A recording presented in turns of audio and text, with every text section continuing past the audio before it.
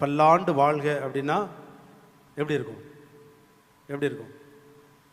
எப்படி இருக்கும்? இந்த 16 பெற்று பல்லாண்டு வாழ்க என்பது 16 பிள்ளைகளை குறிக்கல. சரியா?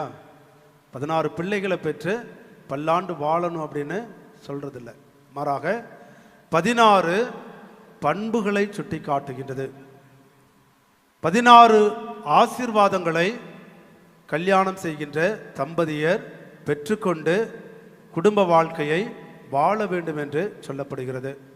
அதனால்தான் நம்முடைய முன்னோர்கள் 16 வரங்களையும் 16 ஆசீரையும் 16 பேறு பலன்களையும் பெற்றுக்கொண்டு பல ஆண்டுகள் நீங்கள் வாழ வேண்டும் என்று வாழ்த்தினார்கள். இந்த 16 என்னன்னு தெரியுமா? 16 என்ன? யாராவது சொல்ல முடியுமா? 16ல் ஒரு 6 சொன்னீங்கன்னா ஒரு பரிசு தர்றேன். ஆராதனை முடிச்சுட்டு